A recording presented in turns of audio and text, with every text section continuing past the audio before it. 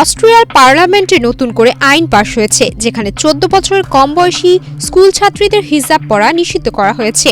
মানবাধিকার সংস্থা ও মুসলিম সম্প্রদায়ের তীব্র আপত্তি সত্ত্বেও আইনটি চূড়ান্ত অনুমোদন পায়। শুক্রবার ব্রিটিশ দৈনিক দ্য গার্ডিয়ানের প্রকাশিত প্রতিবেদনে জানানো হয়, এই সিদ্ধান্ত দেশটির সমাজে বিভাজন আরও তীব্র করতে পারে এবং মুসলিম নাগরিকদের প্রান্তিক করে তুলতে পারে বলে উদ্বেগ প্রকাশ করেছেন বিশ্লেষকেরা। রক্ষণশীল নেতৃত্বাধীন সরকারের উদ্যোগে চলতি বছরের শুরুতে আইনটি প্রস্তাব আনা হয়। ভোটের আগে লিবারেল নিশের এক সংসদীয় নেতা বলেন, এটি কোনোভাবেই স্বাধীনতা সীমিত করার আইন নয়, বরং 14 বছর পর্যন্ত মেয়েদের স্বাধীনতা রক্ষার উদ্যোগ। তার মতে হিজাব কেবল প্রাপ্তবয়স্ক নয়, অপ্রাপ্তবয়স্ক মেয়েদের পুরুষের দৃষ্টি থেকে আড়াল করার প্রতীক, যা শৈশবের স্বাধীনতা হরণ করতে পারে। ওদের স্বপ্ন পূরণে পাশে থাকতে পেরে আমরা গর্বিত।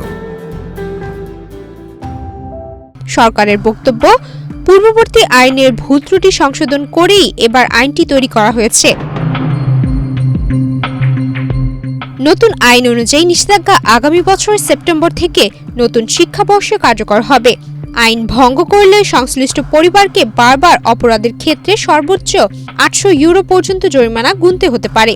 এর আগে 2019 সালে 10 বছরের নিচের মেয়েদের জন্য হিজাব নিষিদ্ধ করেছিল অস্ট্রিয়া। তবে সে আইনকে বৈষম্যমূলক উল্লেখ করে সাংবিধানিক আদালত বাতিল করে দেয়। তাই নতুন আইনটি আদালতে টিকবে কিনা সে ব্যাপারেও এখনো অনিশ্চয়তা রয়েছে। নতুন আইনের বিরুদ্ধে পরিষ্কার অবস্থান নিয়েছে গ্রিন পার্টি। দলটি বলছে এটি সংবিধান বিরোধী এবং ধর্মীয় স্বাধীনতার উপর সরাসরি আঘাত। আন্তর্জাতিক মানবাধিকার সংস্থা অ্যামনেস্টি ইন্টারন্যাশনাল সহ বিভিন্ন সংগঠন দাবি করছে, এ ধরনের আইন মেয়েদের ক্ষমতায়ন করবে না, বরং মুসলিম বিরোধী উত্তেজনা ও বর্ণবাদী মনোভাব আরও জোরদার করবে। নারী অধিকার সংগঠন অ্যামাজনের প্রতিনিধি জানান, আইনটি মেয়েদের কাছে ভুল বার্তা পাঠাচ্ছে। তাদের শরীর ও পোশাক সম্পর্কে সিদ্ধান্ত নেওয়ার অধিকার যেন তাদের নিজেদের নয়।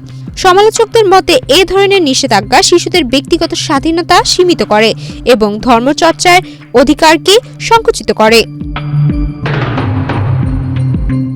সরকার দাবি করলেও নতুন আইনটি অস্ট্রিয়া বহুসাংস্কৃতিক সমাজে নতুন বিতর্ক তৈরি করেছে।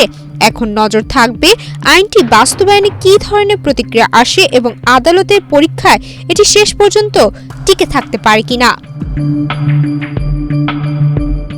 সুমাইয়া মিতু, বাংলাদেশ প্রতিদিন।